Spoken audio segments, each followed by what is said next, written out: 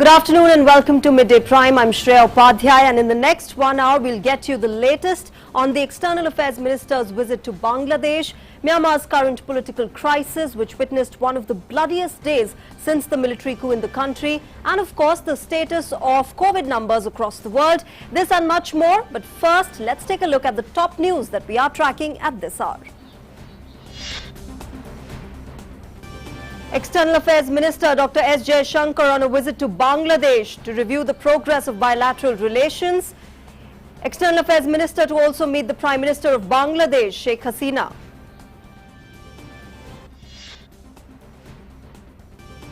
BJP Central Election Committee to meet today. The meeting will consider the selection of candidates in view of the upcoming assembly elections.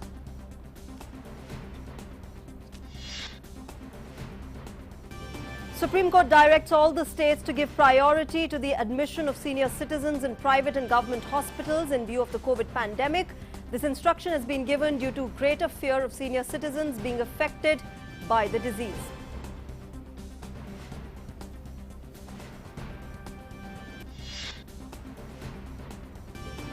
IED blast in West Singhbhum district of Jharkhand.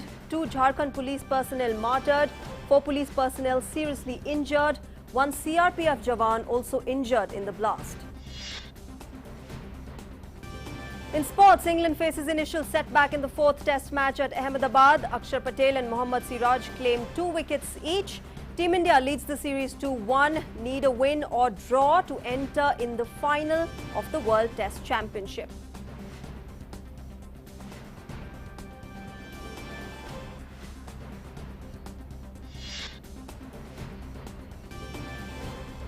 And Myanmar remains on edge after the most violent day in the ongoing protests. Thousands returned to the streets demanding release of the democratically elected leader Aung San Suu Kyi. Junta continues intimidating tactics as military planes fly at low altitude.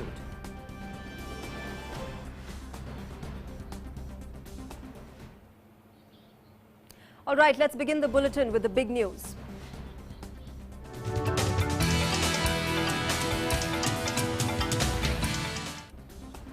External Affairs Minister Dr. S Jaishankar arrived in Dhaka today morning. He was welcomed at the airport by the Foreign Minister of Bangladesh, Dr. A.K. Abdul Momen.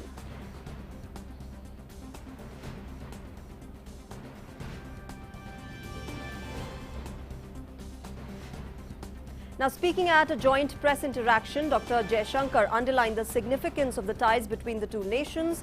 He stressed that Bangladesh is a valued neighbor and is at the core of the Neighbourhood First and Act East policy of the government. Significance of our ties with Bangladesh lies in your centrality, Excellency, for our Neighbourhood First policy and your growing relevance for our Act East policy. We see Bangladesh as a key neighbor and a valued partner not only in South Asia but also in the broader Indo-Pacific region. Every outcome and achievement in our relationship resonates through this region. It is no secret that we cite it to others as an example for emulation. Now, the External Affairs Minister said that India is working hard to expand the relations and expressed confidence that given the comfort level between the two nations, there is no issue that cannot be resolved amicably. All right, for more updates on the External Affairs Minister's visit to Bangladesh, I'm joined by my colleague Rajesh Jha from Dhaka. Rajesh, important visit there of the External Affairs Minister, of course, at a time when India and Bangladesh are celebrating 50 years of diplomatic relations, and of course ahead of the Prime Minister's visit there.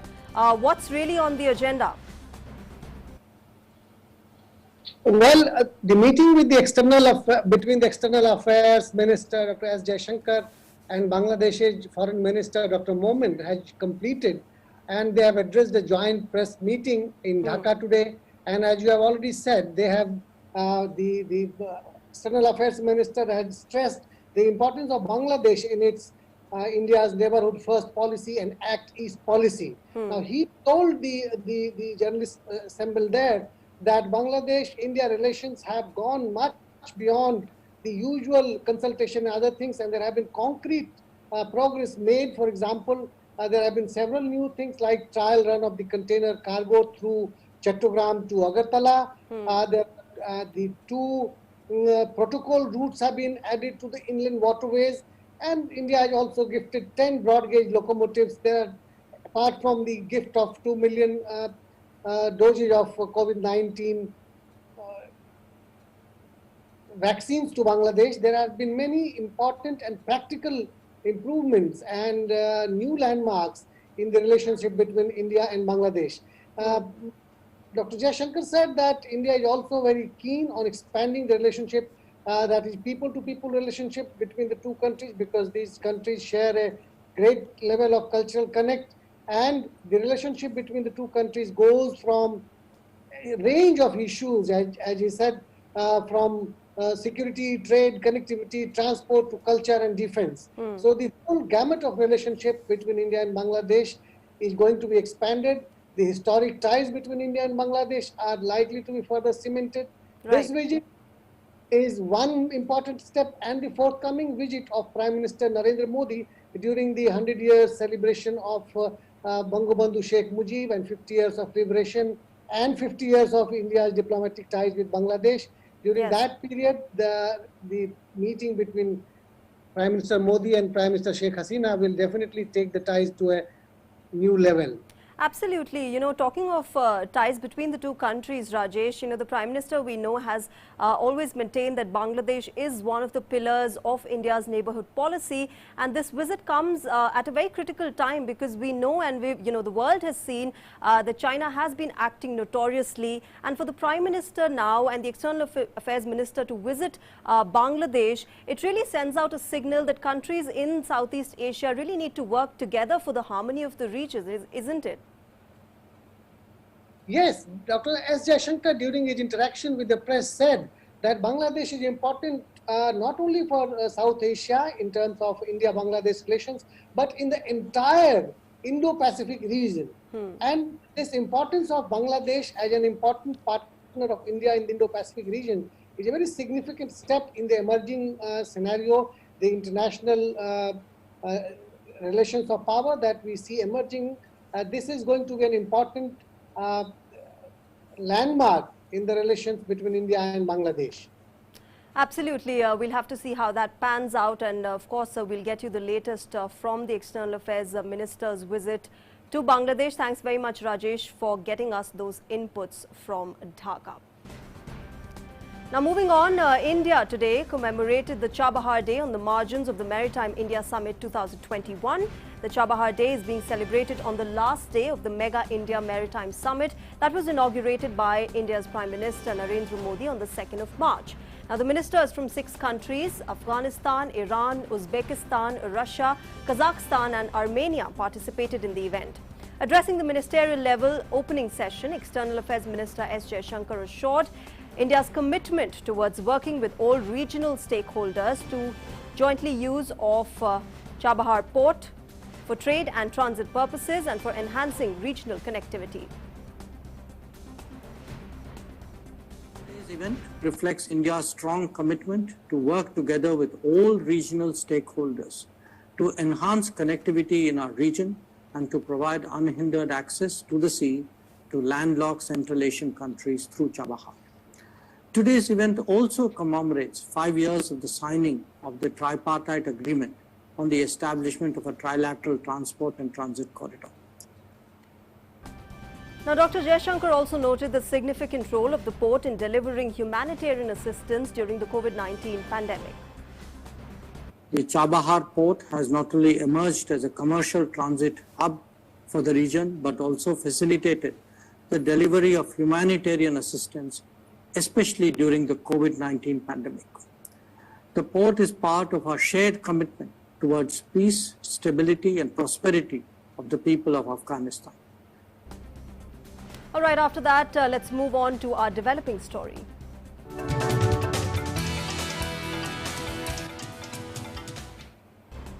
And our developing news comes from Myanmar, which remains on the edge, especially after the massacre of Wednesday. Undeterred by the ruthless killings, thousands of protesters returned to the streets on Thursday. Perhaps one of the most telling moments in this, hundreds of mourners in northern Myanmar attended a funeral on Thursday, held for a 19-year-old protester killed in the Wednesday's crackdown by the security forces. Angel, also known as Kyle Sin, was killed when she was shot in the head while protesting on the streets of Mandalay. The phrase on her t-shirt that she was wearing on the day she was killed said, "Everything will be okay." It went viral on social media as users posted it in defiance of security forces, who the United Nations has said killed 38 people.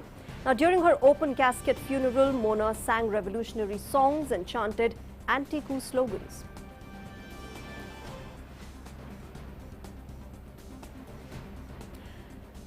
Now, the killings have not put a brake on the movement. In fact, many believe it might as well become more focused and stubborn now.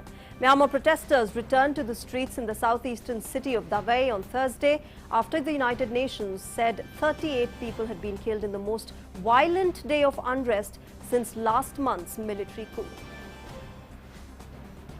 In Yangon, protesters used garbage bins and other materials to assemble a makeshift barricade in a street on Thursday.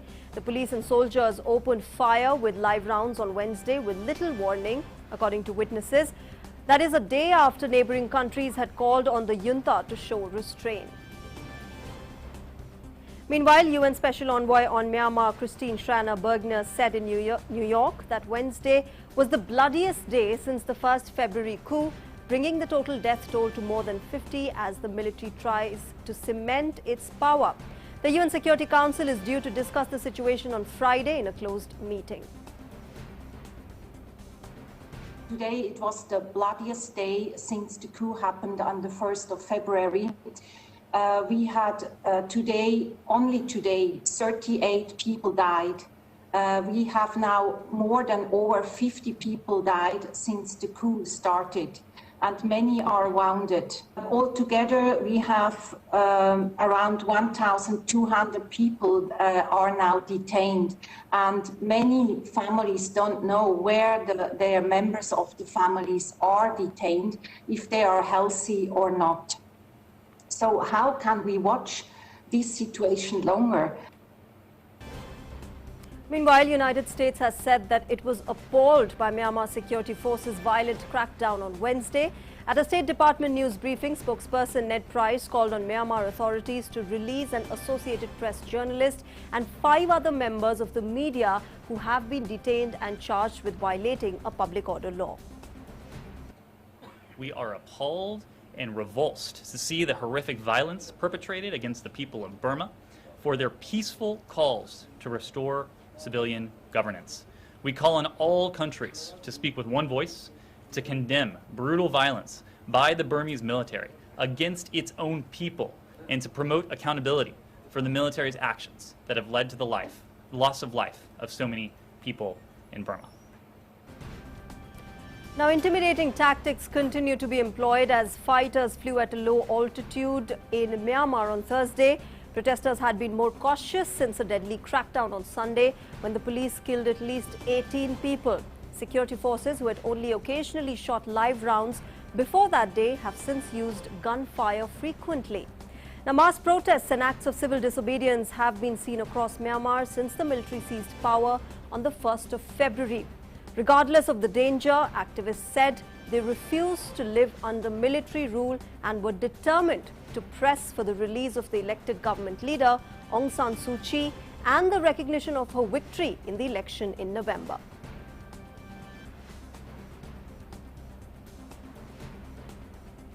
Now, to understand more on the situation, I'm joined by my colleague Abhishek.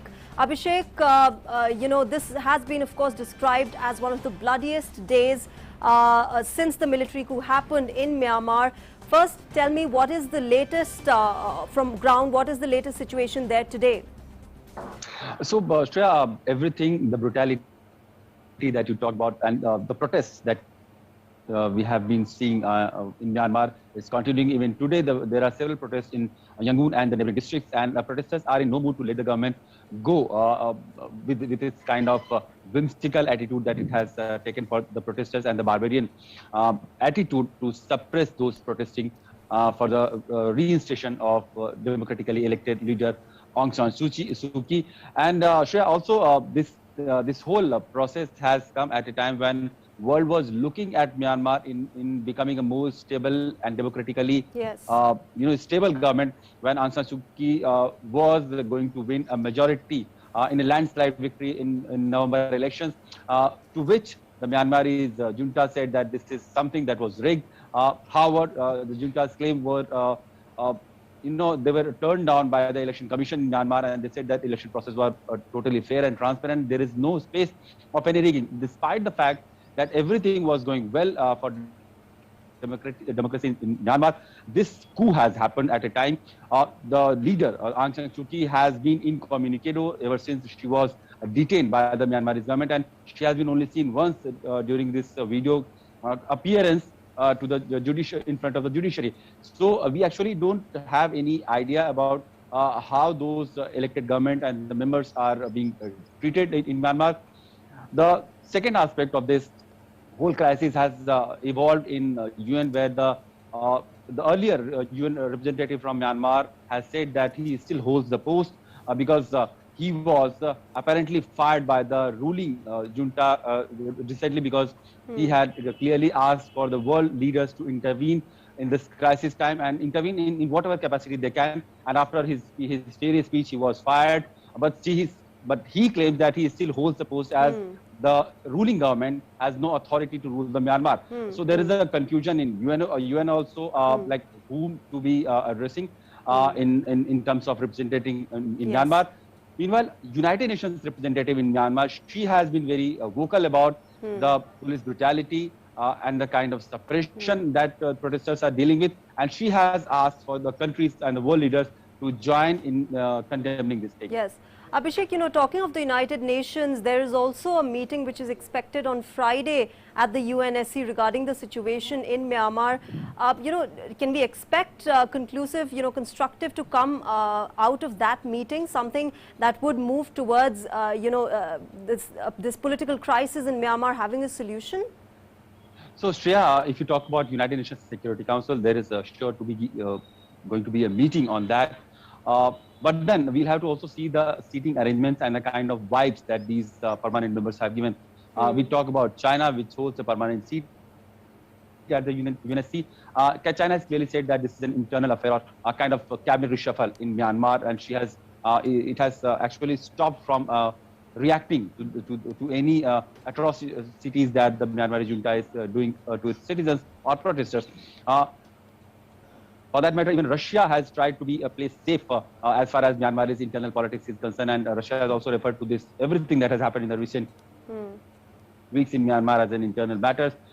If you talk about India, India has continuously condemned this coup thing and the atrocities, and they have also asked for the restoration of democratically elected government, and it has also asked for all the stakeholders in this Myanmar country to be engaged in talks and sort out the issue through dialogues. So the United Nations Security Council, though, can discuss all these issues in threadbare, but to expect a conclusive decision from the United Nations Security Council will be something too much to expect for as of now, because USA, UK, they have condemned this Myanmar junta. They have also put some sanction against this the current dispensation in Myanmar, but somehow there is a division, a clear division in the United Nations Security Council also on the issue of Myanmar.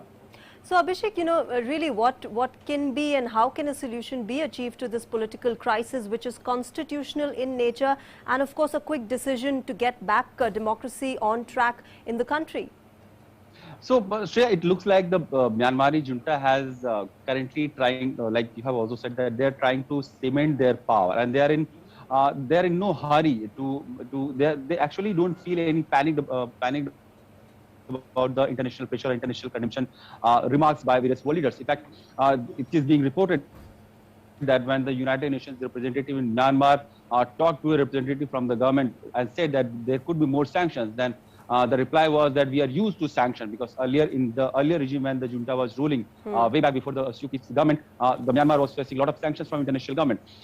The UN representative also told the government representative that they will have very few countries on their side, and the reply was that we will have to get used with working with only few friends. So this is the kind of mental preparation that the Myanmar junta is currently with, that even though under the world pressure, they will always have a few good friends to support their whatever they call this military regime or something that they're trying to overthrow this democratically elected government. So they know that there will be 2-3 good friends, neighboring countries, those who will have some political or strategic interest in Myanmar, and they will clearly support them. And one of them could be clearly China, which has a clear and significant influence on Myanmar junta, which has also sided along with the ruling dispensation at many international forums. So while the democratic protests may continue for some more time, because there is still a lot of anger and frustration among the people, the junta has clearly some good and strong international friends on their side. All right, we'll have to see how that plays out in the coming few days, in fact months, and see whether Myanmar does get out of this political crisis or not. Thanks very much, Abhishek, for all those inputs and helping us understand the current situation in Myanmar. Now moving on to our National Prime segment.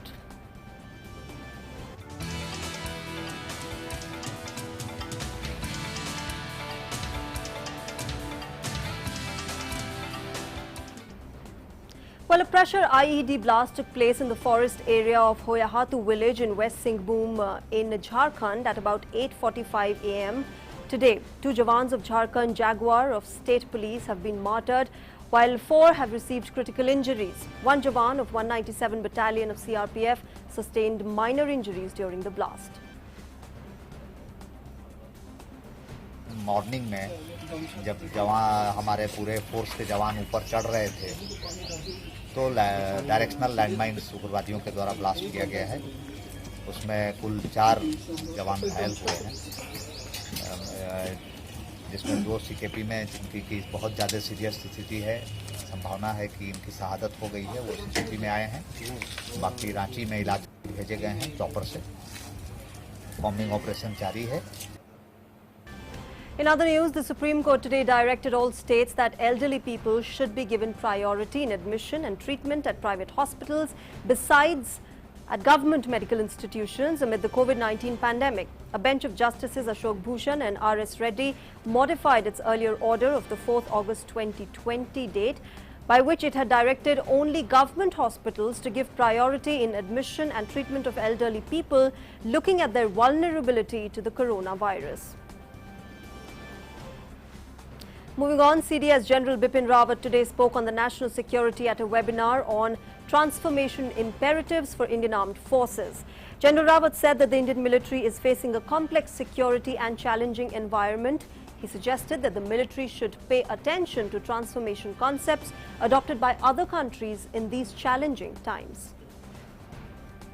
The Indian military faces greater challenges than any other military in the world, and hence needs to study the transformation concepts adopted in other countries carefully to cater to the enlarged spectrum of warfare contextually.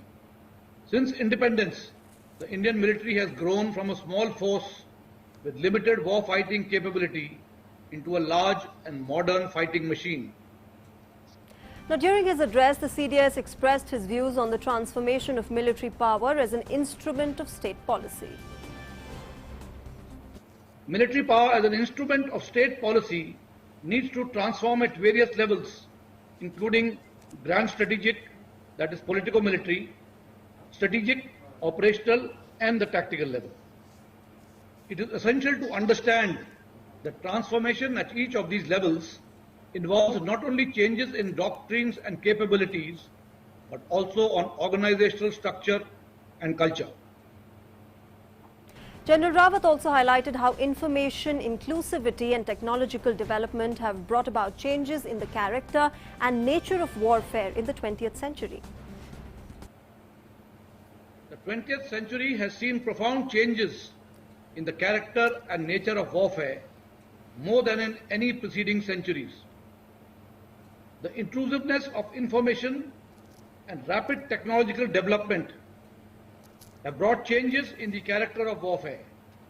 New tools, techniques and tactics have emerged that can be employed to undermine social cohesion and the means to connect rapidly to an audience as never before. All right, shifting focus, the Central Election Committee of the Bharatiya Janata Party will meet in New Delhi today. The BJP is likely to finalize its first list of candidates for the assembly polls in Assam, West Bengal, Tamil Nadu, Kerala and Puducherry. Prime Minister Narendra Modi, Home Minister Amit Shah, BJP Chief JP Nadda and other senior party leaders will attend the meeting, which is scheduled to be held in the evening today at the party headquarters in Delhi. All right, Prime Minister Narendra Modi today said that India is honoured at UNGA unanimously adopting the India-sponsored resolution declaring 2023 as the International Year of Millets.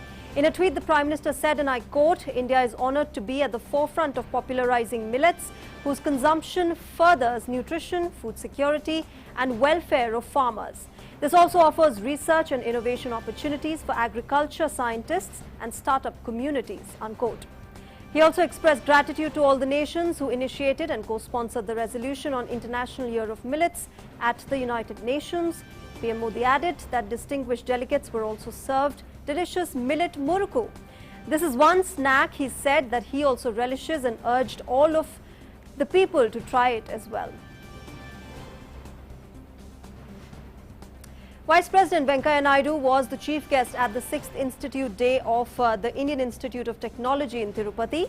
He also held an interaction with students and faculty. Earlier, the Vice President also visited an exhibition at the premises and planted a sapling on the campus. He was welcomed by the Deputy Chief Minister of Andhra Pradesh, K. Narayanaswamy, Lok Sabha MP Jaydev Galla and other dignitaries upon his arrival in Tirupati today.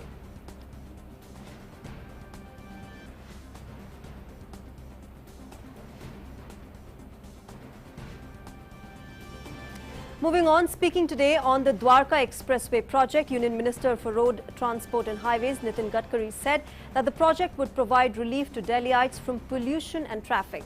Now, the biggest feature of this expressway is that it has 4 levels, including tunnel underpass road, elevators, flyovers and flyovers above flyovers. तो दिल्ली के आसपास ये पूरे traffic jam को और air pollution को कम करने के लिए हमने अनेक प्रोजेक्ट साथ में लिए हैं। उसमें से द्वारका एक्सप्रेस हाईवे ये बहुत इम्पोर्टेंट प्रोजेक्ट है। ये जो 4 पैकेजेस है वो 29 किलोमीटर के हैं।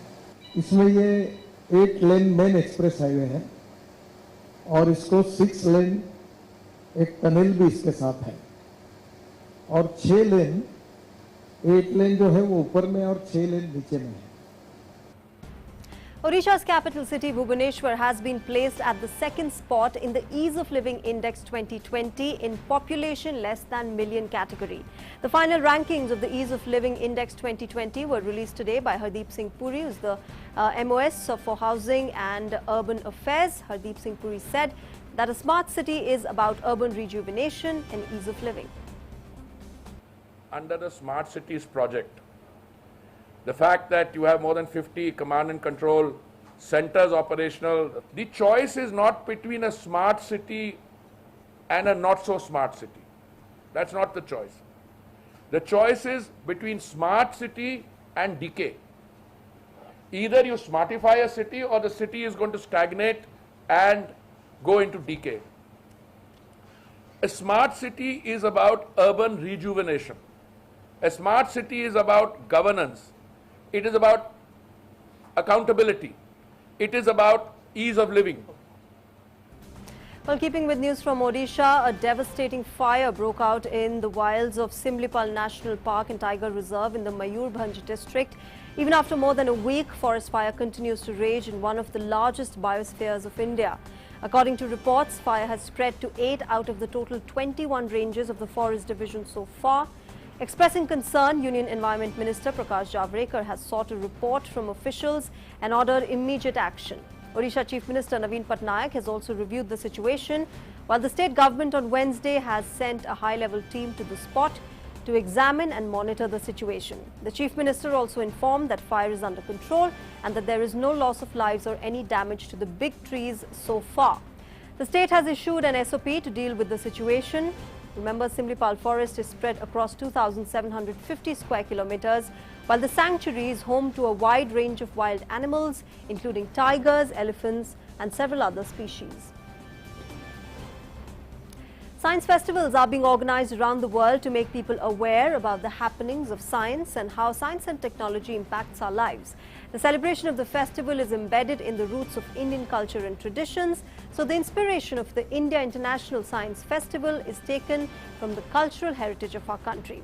On Thursday, CSIR, National Institute of Science, Technology and Development Studies, organized a ceremony to bring out the outcome of the IISF 2020 in the form of a scientific report, Sankalan, in the national capital.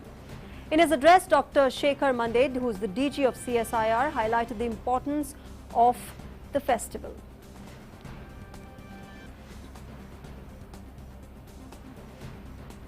Several takeaways in the event. First of all, it's the biggest event, science outreach event in the world. It was conducted online, and it was suggested to CSIR that we hold the event online because of the contingent situation. It was quite challenging. Children are naturally curious in any case. When the children are growing up, they are curious about everything. They ask questions about everything. What typically we do when we grow up is our curiosity is killed systematically year after year, and therefore by the time we become adults, our curiosity is gone. But the very fact that these kind of events are held is to make sure that that curiosity flame that is there within us remains burning. One of the component and event of IISF, and many of the children from India and abroad participated in this particular event.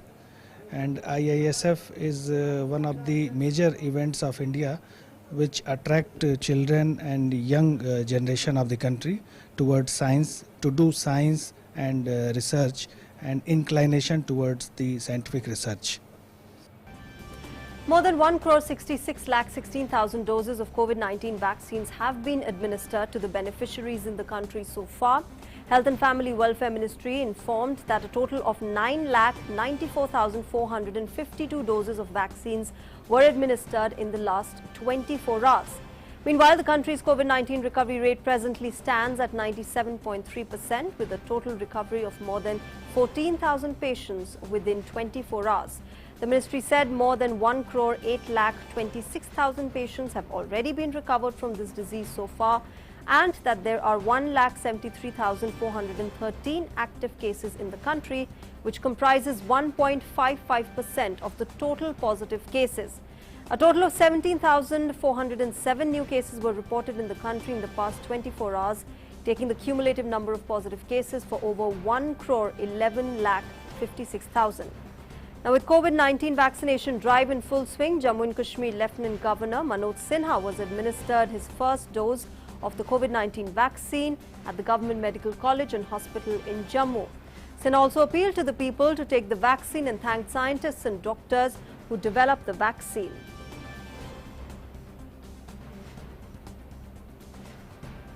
आज Jammu medical college में मैंने Covishield vaccine लिया है corona के लिए, और मुझे लगता है कि मुझे तो पता ही नहीं लगा कि वैक्सीन भी लगी है। और मेरा निवेदन होगा जम्मू कश्मीर के सभी निवासियों से जो इस श्रेणी में आते हैं कि शीघ्र वैक्सीनेशन लेने का कष्ट करें, और ये पूरी तरह सुरक्षित है। देश के वैज्ञानिकों पर और आविष्कारकर्ताओं पर हम सबको भरोसा है। मैं उन सभी लोगों के प्रति आभार व्यक्त करता हूं और उनका अभिनंदन करता हूं जिन्होंने भारत को इस मामले में सक्षम बनाया। Now, under the Vaccine Maitri initiative of India, Canada received 500,000 doses of COVID-19 vaccine from India's Serum Institute of India. A consignment of 5 lakh doses of the AstraZeneca vaccine under the brand Covishield sent to Canada as part of the assurance given by Prime Minister Narendra Modi to his Canadian counterpart Justin Trudeau in February. These vaccines are the first tranche of 2 million vaccines that are to be supplied by May as part of a commercial agreement facilitated by the two governments. The High Commission of India in Ottawa, in Canada, said that responsible for 62% of the global vaccine production, India is committed to vaccine internationalism and proud to support our Canadian friends in their vaccination efforts. Canada, remember, is the first Western nation and the only G7 country to receive vaccines from India under the government's Vaccine Maitri initiative. And now let's have a look at what's making news across the globe.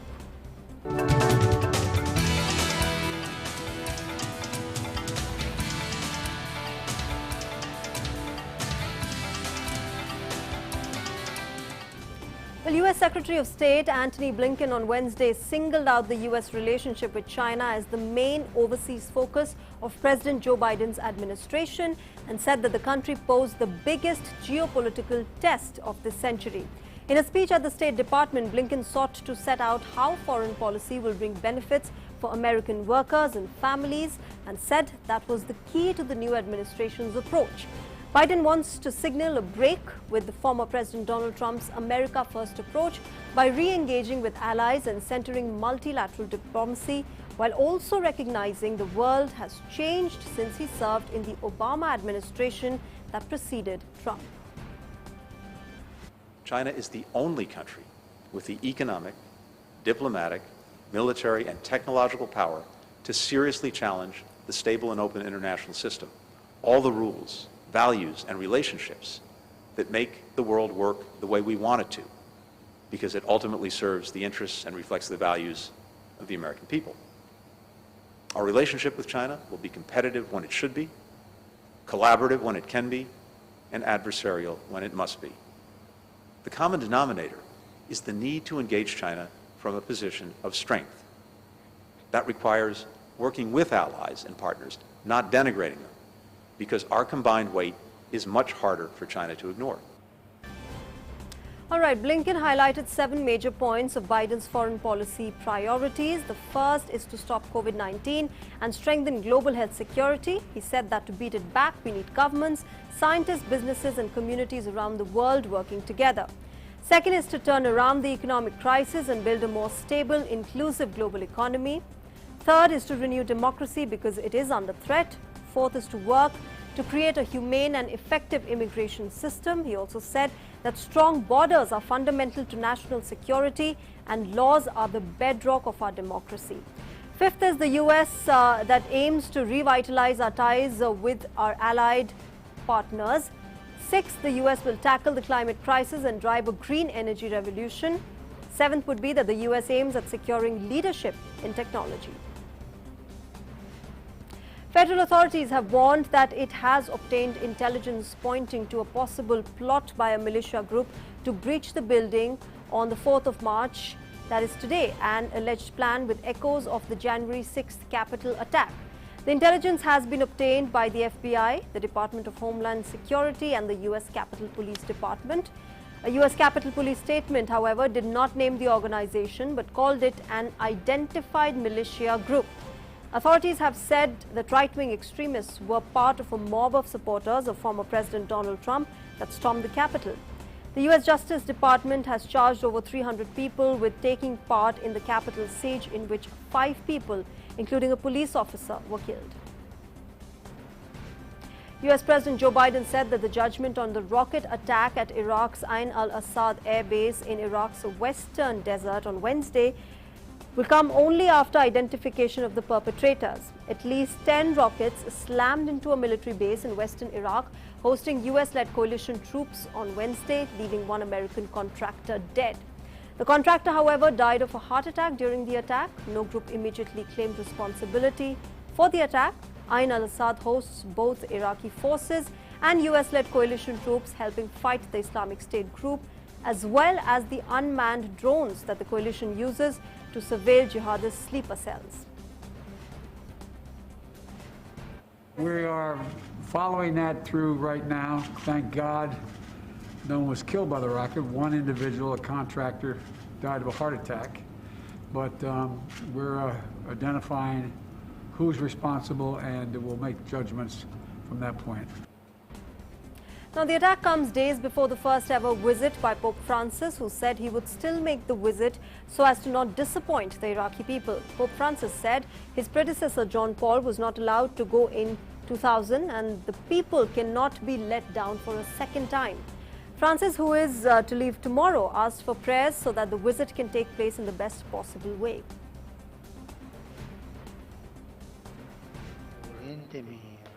For a long time, I have wished to meet with these people who have suffered so much and meet the martyr church.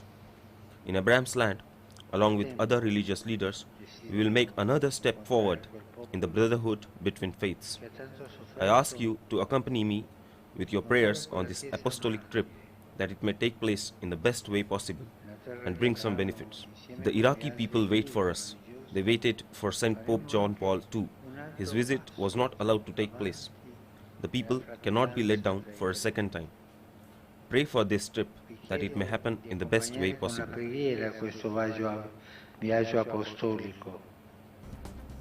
France's former President Nicolas Sarkozy denounced his jail sentencing, dubbing it as profound injustice. Sarkozy has been sentenced to a 3-year prison term in the corruption case for bribing judges to disclose information. A French court on the 1st of March found that Sarkozy had tried to bribe a judge and peddle his influence after leaving office in exchange for inside information about an investigation into his 2007 campaign finances. Sarkozy, who is appealing the ruling, claims that no evidence was found against him in the 7-year-long investigation. Iran's President Hassan Rouhani has called for action from United States on the nuclear deal, saying talk is not enough. The nuclear deal, formerly called the Joint Comprehensive Plan of Action, was struck by Iran and 6 major powers in 2015 and committed Iran to restricting its nuclear program in return for sanctions relief from United States and others. Now, Iran has recently accelerated its violations of the 2015 deal in an apparent bid to raise pressure on US President Joe Biden, as each side insists the other must move first. Former US President Donald Trump abandoned the deal in 2018 and reimposed US sanctions, leading Iran to begin violating its terms. The International Criminal Court's chief prosecutor has opened a formal investigation into alleged war crimes in the Palestinian territories. International Criminal Law Prosecutor Fatou Bensouda said the probe would cover events in the Israeli-occupied West Bank, East Jerusalem and the Gaza Strip since June 2014. Israel rejected Bensouda's decision while Palestinian officials praised it. Israeli Prime Minister Benjamin Netanyahu, however, has termed the probe as undiluted anti-Semitism and the height of hypocrisy. He accused the court of turning a blind eye to Iran, Syria and other countries that he said were committing the real war crimes. The decision of the International Court to open an investigation against Israel today for war crimes is absurd. It's undiluted anti-Semitism and the height of hypocrisy. Without any jurisdiction, it decided that our brave soldiers, who take every precaution to avoid civilian casualties against the worst terrorists in the world, who deliberately target civilians, it's our soldiers who are war criminals. Israel has linked the ship that polluted its coasts with oil spill to Iran. Environmental Protection Minister Gila Gamliel said that the Libyan vessel set off from Iran via the Persian Gulf and Suez Canal whilst keeping its radio silent. According to the minister, the ship named Emerald is a crude oil vessel which entered Israeli waters in East Mediterranean and polluted the sea on its way. Environmental groups, meanwhile, are calling it an ecological disaster that could take years to clean up. There was no immediate comment from Iran. This is environmental terror. We have succeeded in identifying these who polluted our country's shores and will bring them to justice. We will sue for compensation in the name of all the citizens of Israel for the damage to the health, the nature, and the flora and the fauna. Now we are finding out that Iran is operating terrorism, not just by using nuclear weapons or by trying to establish itself around our borders. Iran is operating terrorism by damaging the environment. And when Iran is damaging the environment, it isn't just hurting the state of Israel. In Colombia, 10 members of a rebel group were killed, whereas 3 were captured in a bombing in southeastern Guaviare province. The joint operations was carried out by the police and the military forces. The dissident groups rejected the peace deal agreements and were accused of many crimes. The security forces estimate some 2,500 fighters are among the rebels.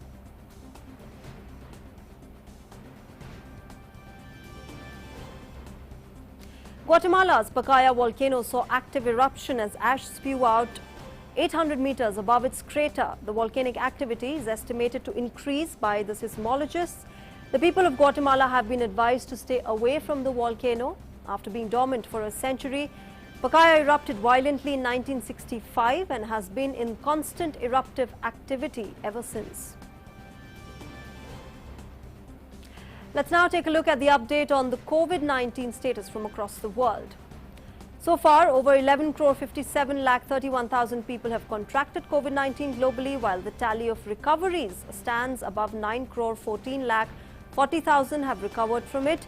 The viral disease has claimed over 25 lakh 71,000 lives worldwide. US, meanwhile, continues to remain the worst affected from COVID-19, where more than 2 crore 94 lakh 56,000 cases of COVID-19 have been quoted.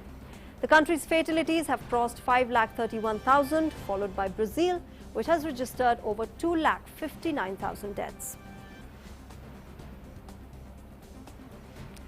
Well, US President Joe Biden on Wednesday said that Texas Governor Greg Abbott's most sweeping rollback of the coronavirus restrictions of any US state was a big mistake. Speaking at the White House, Biden was asked to give a message for Texas as well as for Mississippi, which also removed its state mask mandate. Emphasizing on the importance of wearing masks, President Biden said that it is still essential to wear a mask, wash your hands, and follow social distancing. Abbott's executive order to lift a mask mandate and allowing most businesses to reopen at full capacity next week comes as many US states and major cities have seen a sharp decline in coronavirus infections and hospitalizations. Now, the decision puts Texas in conflict with President Biden, who has urged Americans to keep taking COVID-19 precautions, including wearing masks until vaccinations, having fully tamped down the virus. Now, 35 US states, along with the District of Columbia and Puerto Rico, still mandate that residents wear their face masks in public. I think it's a big mistake. Look, I hope everybody's realized by now, these masks make a difference. And the last thing we need is the Neanderthal thinking that in the meantime, everything's fine, take off your mask, forget it. It still matters, and it's critical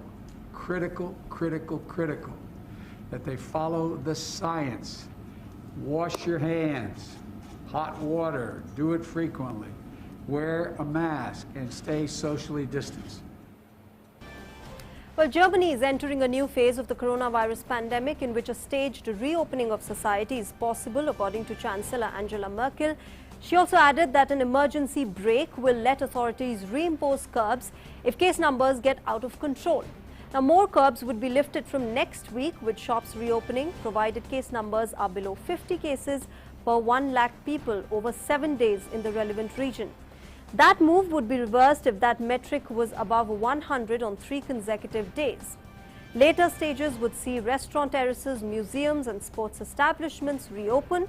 She also said that family doctors should receive vaccines to assist vaccination centers from the end of this month or the beginning of April, a system already in place in the northeastern state of Mecklenburg-Vorpommern, where doctors assist at the request of local health authorities.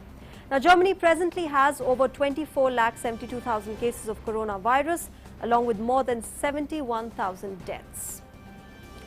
All right, Britain's Finance Minister Rishi Sunak has unveiled more support for workers and businesses struggling with the lockdown in his first budget since the pandemic was declared. In an annual budget speech on Wednesday, Sunak extended emergency tax cuts to help the British economy recover from the coronavirus, but warned that he will ask profitable businesses to help pay the huge bill for UK's pandemic support. With the country mired in a third national lockdown, Sunak made it clear that safeguarding jobs is his priority in the short term. He said he's adding another £65 billion of the pandemic support to help the country recover this year and the next year. He also made it clear that the economy would return to its pre-pandemic size in mid-2022. 6 months earlier than previously forecast, helped by Europe's fastest coronavirus vaccination program. Greece has tightened restrictions on movement and extended a lockdown in more areas of the country to stem the spread of the coronavirus pandemic. Greece has seen a surge in new infections and pressure has piled on its health system. A lockdown in the greater Athens region of Attica has been extended for another week until 16th of March after infections showed no sign of receding. To avert overcrowding in hospitals, travel by car to other districts for outdoor exercise has been restricted, and supermarket shopping has also been restricted to a 2-kilometer radius. Now, non-essential shops and schools in Athens are closed and most workers are encouraged to work from home. About 1 million Greeks out of a population of some 11 million have been vaccinated so far. The country has over 1,97,000 COVID-19 cases with more than 6,000 deaths. Brazil's most populous state, Sao Paulo, on Wednesday announced tough new measures to slow a snowballing coronavirus outbreak, stoked by a stuttering inoculation drive and an infectious new variant that threatens to internationally isolate the country. Starting this Saturday, Sao Paulo's bars and restaurants will only operate via delivery, while malls and non-essential businesses will be shut. The measures are due to last 2 weeks, as the state has been receiving a new patient in intensive care units every 2 minutes. Now, Sao Paulo city is home to some 12.3 million people, which is part of the 46.3 million who inhabit Sao Paulo state. The partial lockdown in Sao Paulo, the heart of Brazil's economy, highlights the growing concerns about the situation in Brazil. Remember, the country has the world's highest coronavirus death toll after United States and is seeing daily deaths hit fresh records just as they are falling in the United States and parts of Western Europe. The country has over 1 crore 7 lakh cases of COVID-19 with more than 2,59,000 deaths. And now it's time for the stories from the world of sports.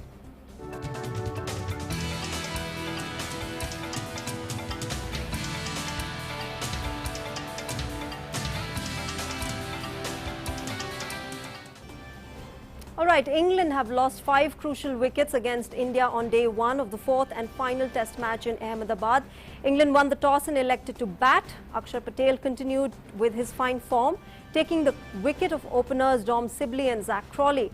Meanwhile, Mohammad Siraj dismissed Joe Root and Johnny Bairstow. After that, Washington Sundar dismissed Ben Stokes for 55. Currently, England are batting on 144 for the loss of 5 wickets.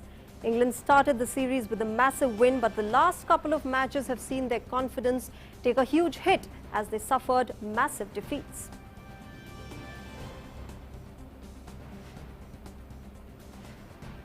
All right, my colleague Narayan joins me for all the updates from the match. Narayan, important match there for India, trying to seal the deal and, of course, qualifying for the World Test Championship. What's the status from the match? Definitely a crucial match as far as the World Test Championship is concerned. India at least end the match in a draw or win the match, and 3-1 series scoreline will help India to go through the ICC Test Championship final. Right now, the way things are going, is in India's favor. In the first session, England lost 3 crucial wickets, and after that they lost 2 more wickets. So it's looking like that mentally England are still in the 3rd test match, where they were just thrashed by India inside the 2 days. But some performance from the Johnny Bairstow and Ben Stokes helped them to cross the 150 run mark on day 1 of this test match. All in all, we can say that India upper hand here in this test match. And as so bowling is concerned, so far, if you talk about the previous match, 21 of the wickets that fell out of 30 were to the straight deliveries. And again, today the same thing was seen in this match when Akshar Patel threw a straight delivery to Sibley, and he went for straight delivery, and he couldn't judge the ball, as there was a duality in the pitch, because some balls are going straight, and apart from that, is spin is also there. Yes, in fact, Narayan, that's what I was coming to, you know, that the pitch was sort of turning. We had that problem in earlier matches. How is it playing out today? Definitely the pitch is, there is a turn in the pitch, but if you apply to yourself, in the your batting skills are there, if you show your batting skill, if you play to the potential, definitely you will get the runs, as we saw Ben Stokes scored 55 runs, and Johnny Barristow also played an innings of 26. So it's not about, pitches always will be difficult. It is not. It isn't like it's unplayable. Pitch is challenging, but in test match you have to show your caliber, show your potential, and show that you are a professional. Whenever Indian teams are going out of India, whether it is Australia, whether it is New Zealand, whether it is South Africa, they never cribbed regarding the pitches. They said the pitch is challenging and we didn't play it well. That's why this happened. But this time we saw the English media, former English player are cribbing about the pitch. It should not be the case. Whenever you are coming to the subcontinent, you should always expect that the pitches in subcontinent are basically the turning in nature. So our batsmen showed their caliber in the second test match also, in the third test match also, and here also it's looking like that England will have to show their potential, and then only they can remain in this test match. Right, you know, this was about the India versus England match, Narayan, but of course I can't let you go before we talk about Pollard and how well he played in that match against Sri Lanka, hitting 6 sixes. Fantastic innings there as well. Definitely these moments are very rare in the international cricket. It is the third time a player has scored 6 sixes in an over. Before that, Herschel Gibbs in 2007 ODI World Cup against Netherlands, he scored 6 sixes, and Yuvraj Singh, who can forget when he hit Stuart Broad 6 sixes, and now this West Indies batsman Kieron Pollard had joined that elite club.